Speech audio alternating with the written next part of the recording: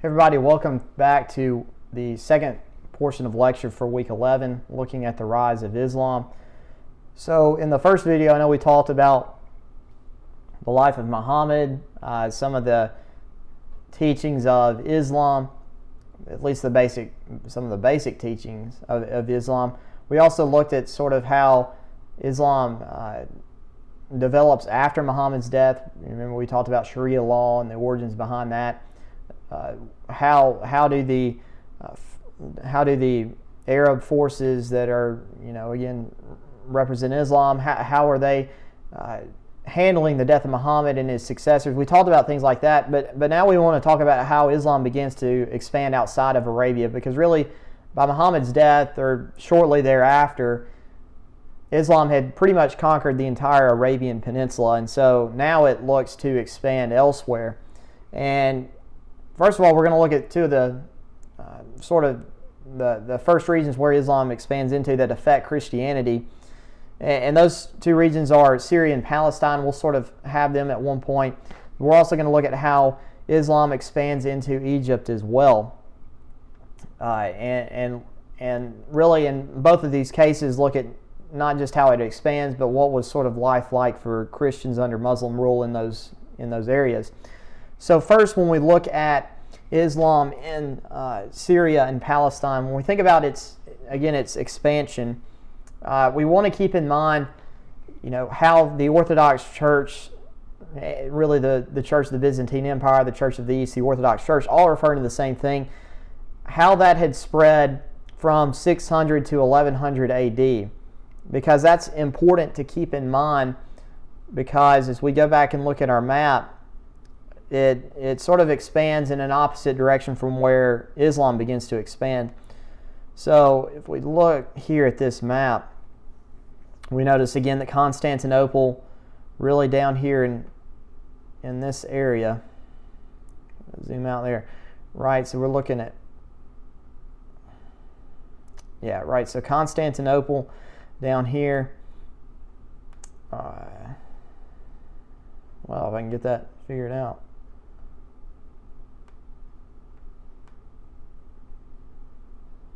Okay, there we go. Wouldn't let me drag it around for a second. Okay, so again, Constantinople down here. Really, the Orthodox Church expands into the Balkans, which is this area, up through Eastern Europe and into Russia. And that's primarily where it's spreading from 600 to 1100 AD. The opposite area from the southeast, which again is in this region, and it's not on the map, but Arabia is obviously farther to the southeast, which is where, again, Islam begins, and it's really the location where everything's spreading from.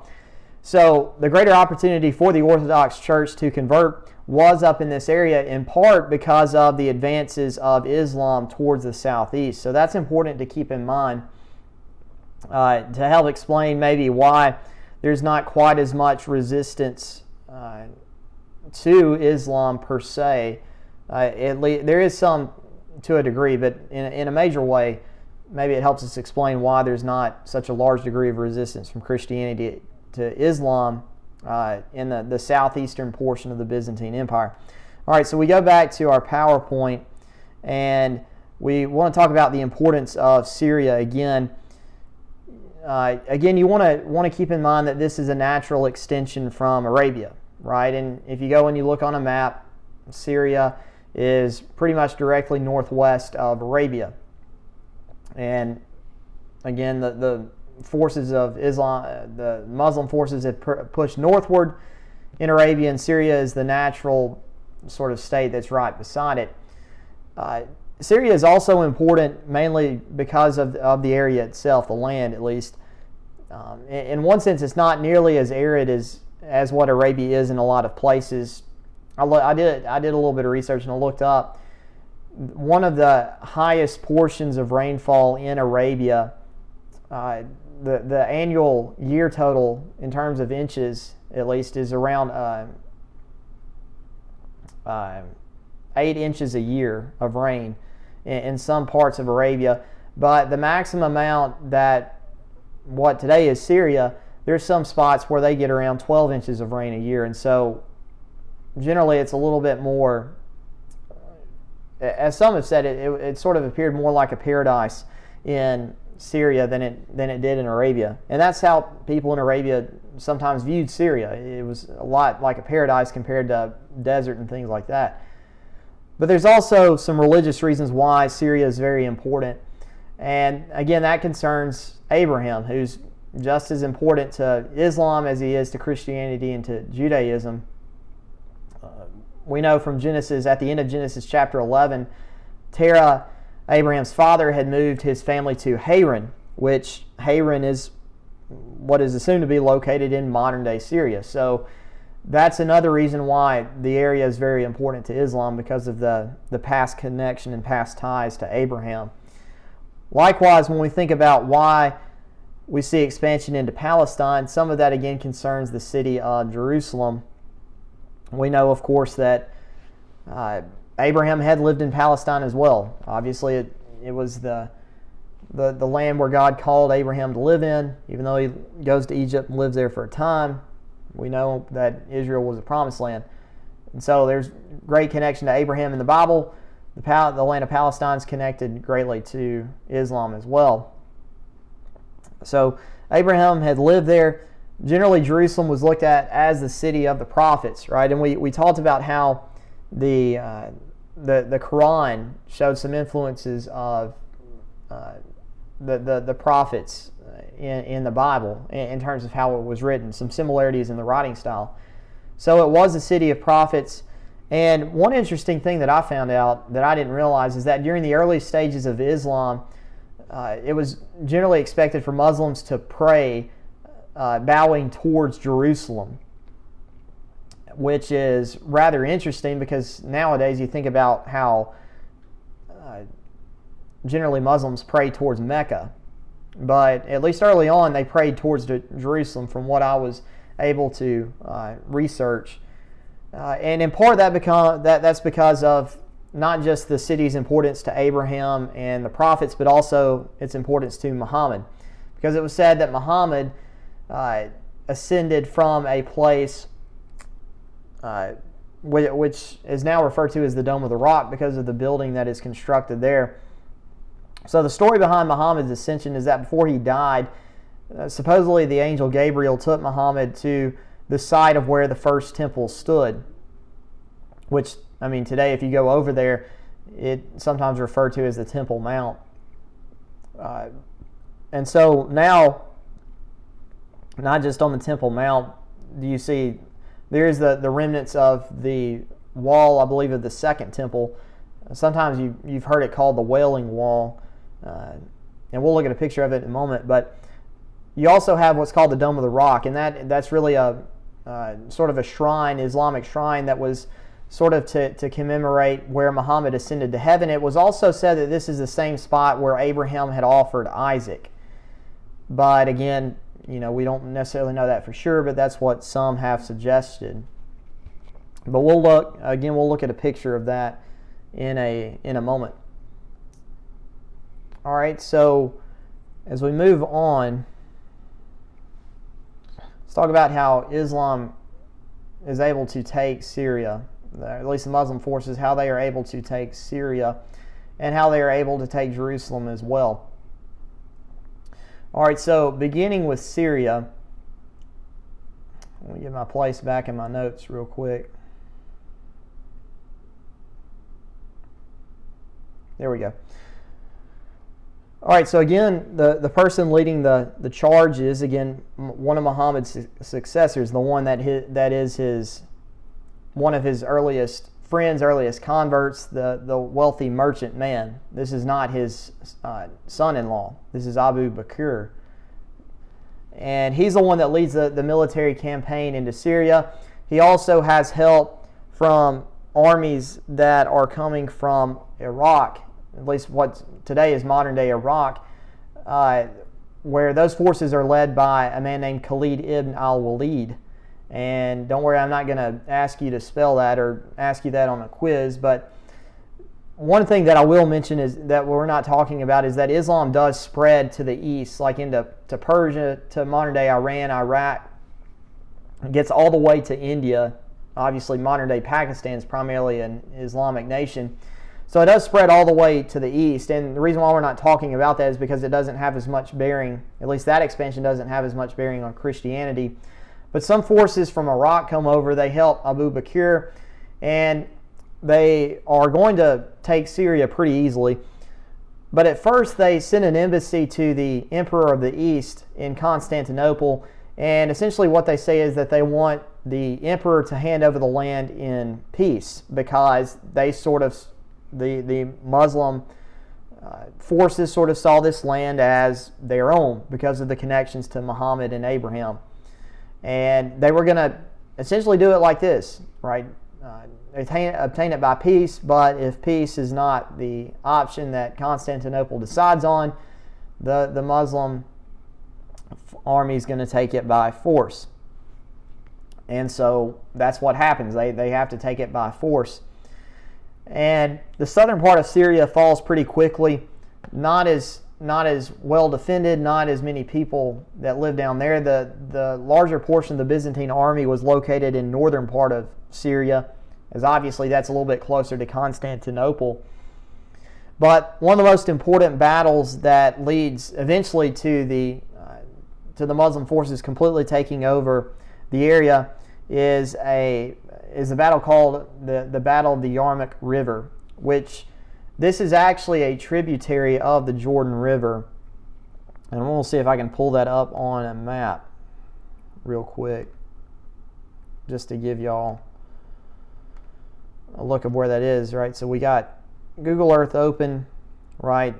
Modern day Syria. The Yarmouk River, I believe, runs to the east.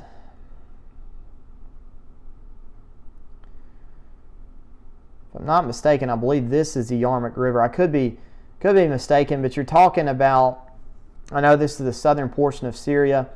But again, you got the important city of Damascus here, which is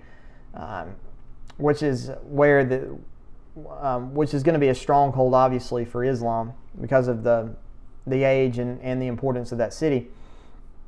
So again, off the Jordan River is where this battle takes place. At first, the Muslim forces are pretty much outnumbered. The Byzantines had sent reinforcements, and it appeared like the Byzantines were going to win that battle. But the problem is that among the Byzantine army is that you had a lot of people from Arabia that were in the army, and they defected to the Muslim forces, and they're eventually victorious at the Battle of Yarmouk River, which again is one of the most important battles in Syria.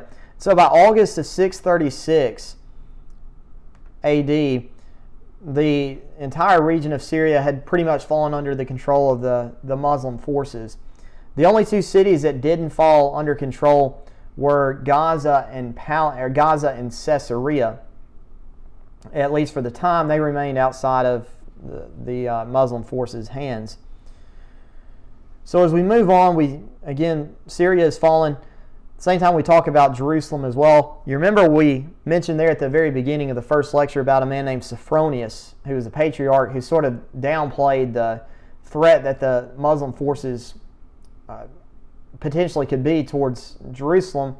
In reality, they were very much a deadly force, or very much a very powerful force, we might could say.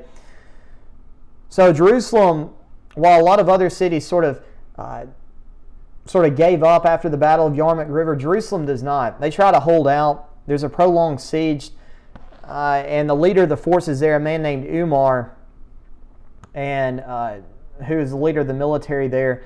And you've got Sophronius again, who is the patriarch or the head of the church there in Jerusalem. And they sort of recognize that resistance, the Christians in the city sort of recognized that resistance was futile. The natives, the people in Jerusalem recognized that resistance was futile. And so the leaders both agree to come together to sign a treaty. And there are two sides of this story. There's one that's Christian and there's one that's Muslim. Different perspectives. According to the Christian account, Umar supposedly went to directly to the church there of the Holy Sepulchre and wanted to pray but would not pray because he didn't want to pray in a church building, because he thought that it might be made into a shrine for Muslims. And so what happens is Umar allowed Christians to keep their churches, and as a result he forbid Muslims from praying in them. And so instead, I believe it was the Patriarch Sophronius who takes Umar to where the Jewish temple stood, and that's where he is introduced to the site where the Dome of the Rock would be built about 50 years later. But according to the Muslim tradition, he goes into the city and he goes straight to where the Temple Mount spot was, because he already knew of its significance with Abraham and with Muhammad's ascension.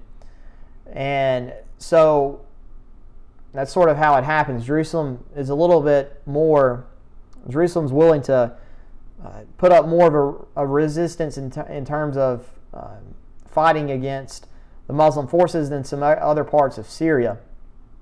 And so now at this point, Islam has pretty much taken over Syria and Palestine. And again, the Dome of the Rock is a very important building in, according to, or is a very important shrine to those of the Islamic faith. And I'll go ahead and pull it up right now. We can look at it for a minute.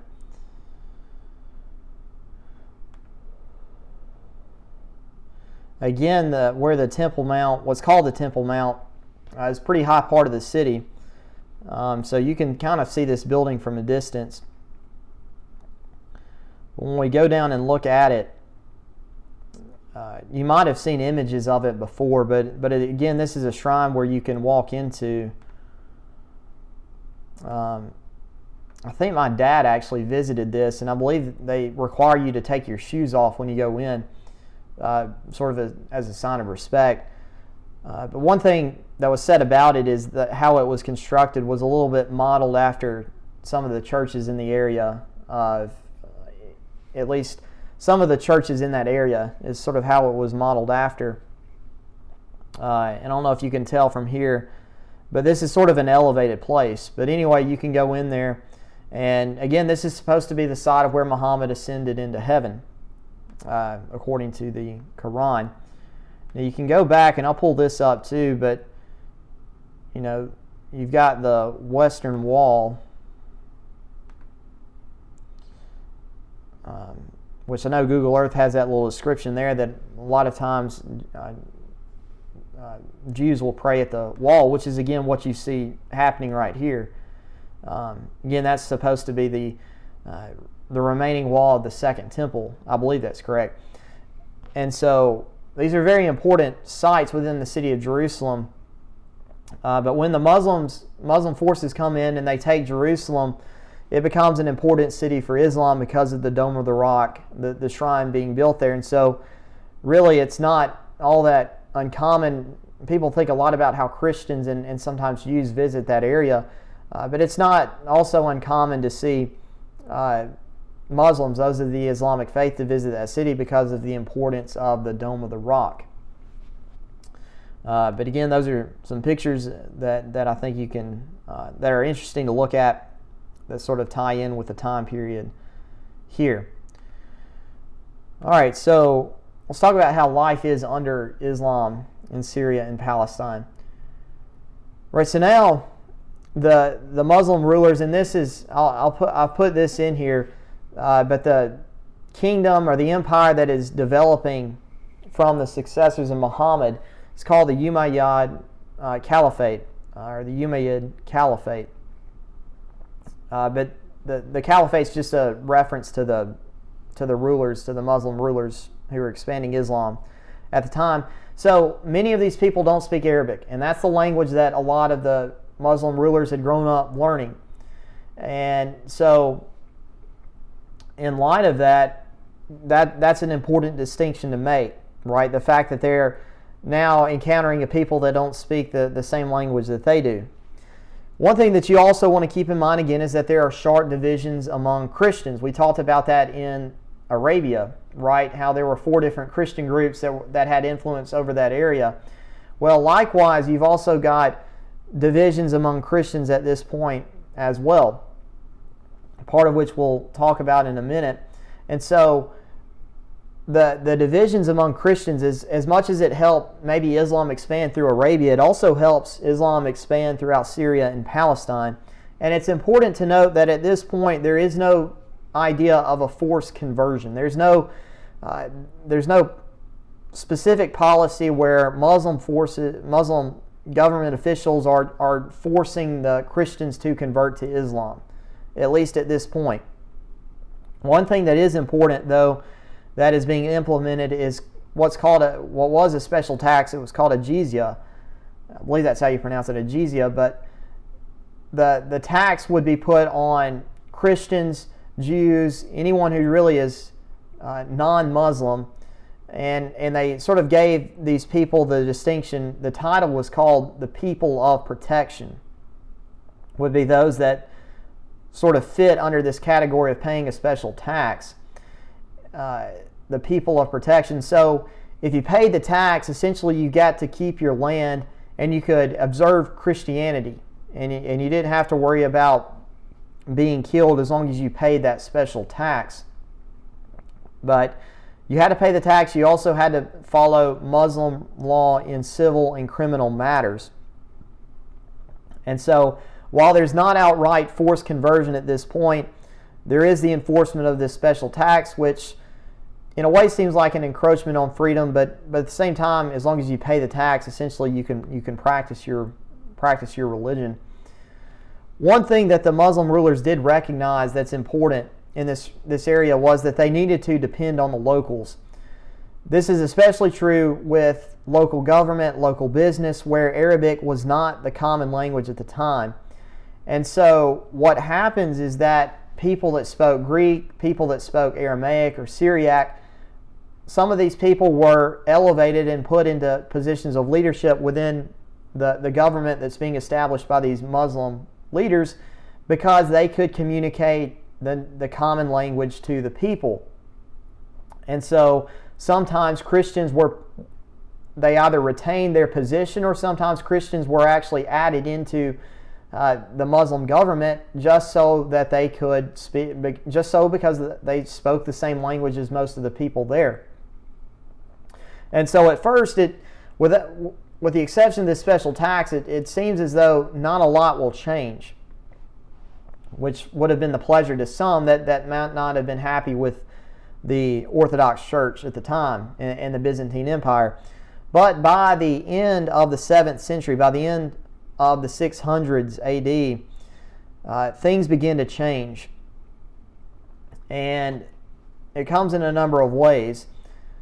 One way is that the common language and really the common Christian culture that had developed begins to be displaced.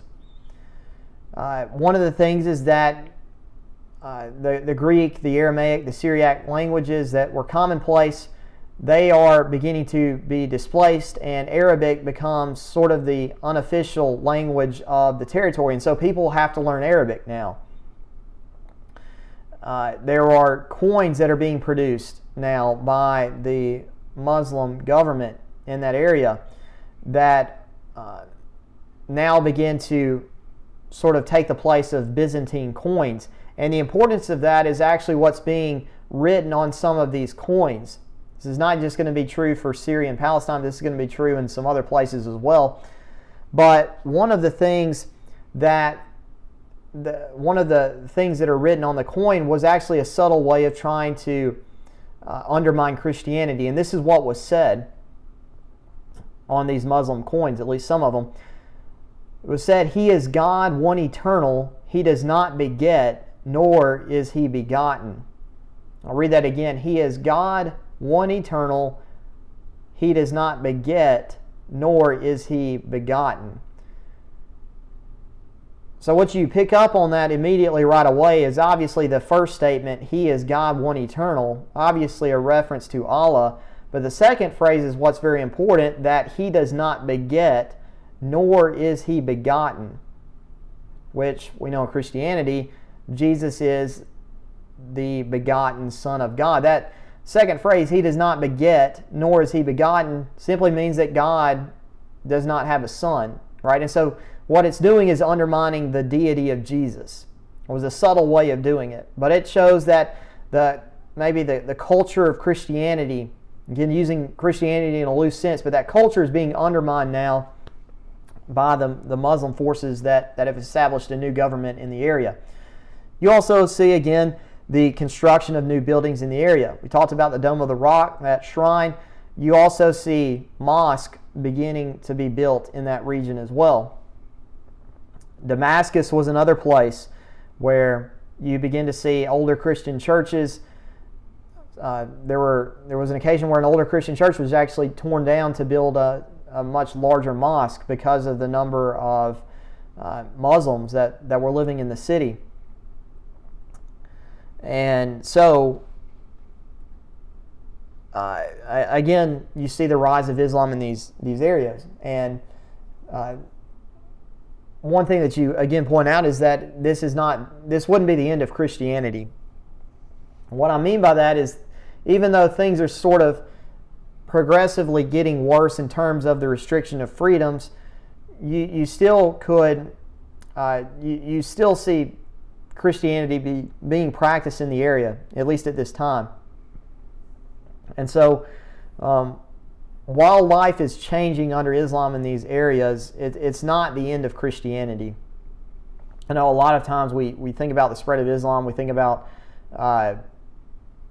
maybe we get more of an idea of a militarized force like ISIS within, recently within our own time, and certainly they did. There are certainly instances where Islam did use force to convert and kill those who wouldn't convert, but it wasn't necessarily as widespread as we might think it would be. There were occasions, even when freedoms were being restricted, where Christianity still had room to exist within the territory of Muslim rule. So let's now talk about how Christians responded to it. And one thing that you want to note is that this is a unique challenge for Christianity. They recognized, really, and the Byzantine Empire began to realize that this is not the same idea as fighting another nation. Right? And if we think about what had existed beforehand, you had the Parthian and the Sassanid empires, which were sort of like a nation, we might could say. Well, Islam's a lot different than that, right? A nation's sort of built on the idea, you can sort of identify a nation easier. But when it came to Islam, it was a little bit harder to identify because it was much bigger than a nation. It was a whole belief system. And so you don't just see the expansion of an empire, it's the expansion of a completely new culture, which is very different, which was very different for the Christians that were living in that area who had already dealt with other invaders from Persia over the past few centuries. If we think about it today, it's really not that dissimilar to sort of the response after 9/11 with, you think about George W. Bush, the war on terror, right? One of the things that historians point out about it is that, for several decades before 9/11, really the United States had prepared its military, its theory, and how it sort of structured its, what I'm trying to say, you think about how really the United States was geared towards fighting a war against other nations, like the Soviet Union, right, the Cold War, even in Vietnam, right, certain nations, North Korea, and things like that. And so the United States military for a long time had sort of been designed to fight against specific nations. But when it came to the war on terror, we understand that, like Al-Qaeda, who's responsible for 9/11, well, that's not a nation that you can identify, right? That's a whole nother ballpark in terms of fighting Al-Qaeda, because you have groups within different countries. And so that was a unique challenge, and that's what historians point out, why some of Bush's policies might not have been successful as they could have been, is because this is a completely new force that the United States was having to fight that they really hadn't prepared with. And so, likewise, it's sort of a similar idea, I think, to what Christians are trying to respond to these new people that had taken over their land but they're not like a nation. They're much more united in terms of their religion per se. We might could say. So when Islam spreads, it meant that the Arab culture also moved with it. So this resulted in the families of some of these Muslim soldiers. They moved to the area. New cities are being rebuilt that might have been destroyed, and they're being rebuilt in the style of maybe cities back in Arabia, and show the influence of Islamic culture on how the cities are being built. And initially, the families that move in, they actually don't blend in with the native populace right away, and that was in part to keep them from blending into the other cultures. And so that part's important. Obviously, the language is important. Aramaic had been one of the more popular languages in Palestine for centuries. Jesus more than likely spoke Aramaic. That was the common language of the day. But by the middle of the 8th century, Arabic is the common public language at the time. And so what this results in is that the Bible and other writings from Christians, now they need to be written in Arabic, or they need to be translated from Greek or Syriac into Arabic. And part of what happens with the growth of the Arabic language in the region and translating the Bible and some of these other writings into Arabic is that the door would be open for open debates between Christians and Muslims about the merits of both religions. And we don't necessarily have time to talk about all the details and some of the specific people behind that. But one thing that happens, at least beginning with, is that as Muslim rule comes in, Christians are, some Christians are trying to do their best to debate and to not just learn Islam, but to debate Islam as well, right? To defend Christianity, much like Christians had done centuries ago with the apologists and people like that. And so that's really how life was under Islam in Syria and Palestine. And there's more we could talk about, but we just don't have the time to look at everything quite as in depth maybe as we would want to. So let's talk about how Islam influences Egypt, right? So obviously this follows the conquest of Syria and Iraq. One thing that you want to keep in mind is that after Syria, after the conquest of Syria and Iraq, so let me pull up the map again, because I would have Palestine within that as well, but right, so this is another map. This is 600 AD, and really at this point you don't have a Muslim empire at this point, right? Because Muhammad hasn't died yet, hadn't really spread. It's still really nobody's really given much thought to it, right? So that's where you're at 600 AD. But as we pull up a map just 100 years later, you look at how now, obviously Islam has spread through Syria, through Palestine, it's spread through Iraq, and instead of going farther up towards Constantinople, they go down south towards Egypt. And there's a couple reasons why that is, why that was the case as we go back to the PowerPoint. So Egypt was a more favorable pathway. There was a Muslim leader there who becomes the main leader of the forces in Egypt. I'm not going to test you on his name. His name was Amir ibn al-As. He was very close to Muhammad, a close friend of his. Didn't become the head of the caliphate or the Muslim kingdom, but he was an important general. This is what he had to say about the nation of Egypt. He said, "The conquest of Egypt will give great power to the Muslims and will be a great aid to them.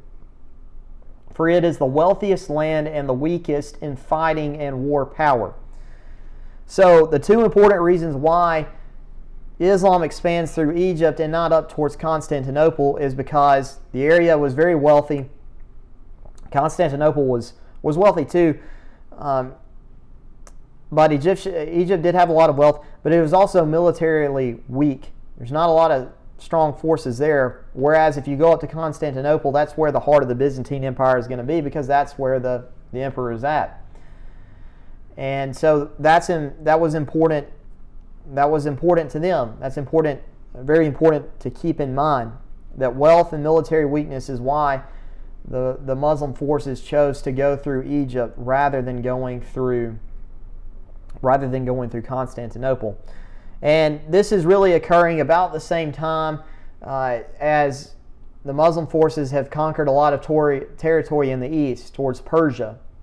And again, the door is open now for further expansion into an area again where Christianity had held a strong presence for the past few centuries. So they are, again, very quickly going to capture Egypt. The capital is actually taken within a year after they began the first invasion. I believe the first invasions began in 639 AD. It was 640 AD when the capital was taken. The army would then split off to take the certain territories in the north and in the south. So in the north of the capital, you had the city of Alexandria, which again, we talked about it before. It was one of the main centers of Christianity for a long time. It was said that this is where Mark the Evangelist had established the church in Alexandria. The bishop or the patriarch of the church there supposedly could trace his lineage all the way back to John Mark. And so they go and they take the city of Alexandria. And it was said that when the Muslim forces came into the city of Alexandria, they were very impressed by it. If you know anything about the seven wonders of the ancient world, the Lighthouse of Alexandria was one of those. The Lighthouse of Alexandria was one of those wonders that was still in existence at the time. When the Muslim forces, they moved south, they're obviously going along the Nile River, very important territory in terms of, think about financially trade and just the land that was surrounded that area. So Alexandria, the Nile River, again connected to Egyptian civilization. So rapidly they take that area. Let's talk about the Christian response in that area.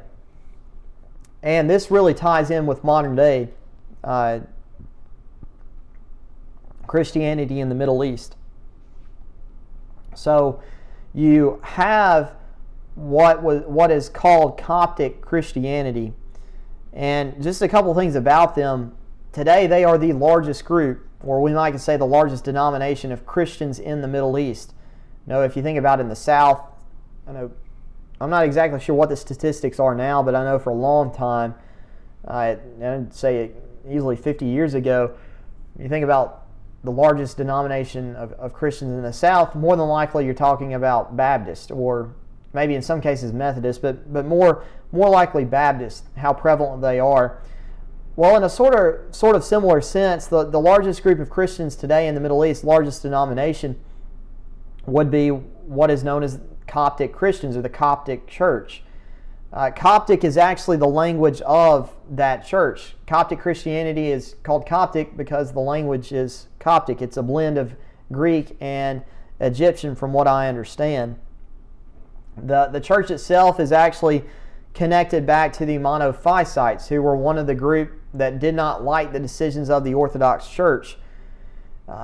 And from what I understand, that now there's not quite as much controversy between the Coptic Church and the Orthodox Church, at least from my understanding. So apparently they sort of tied up some of those differences. But that's important. You might have heard, I think it was about 3 years ago, 2017, around the time of Easter, where there were, I think, several explosions that killed a lot of Christians in Egypt.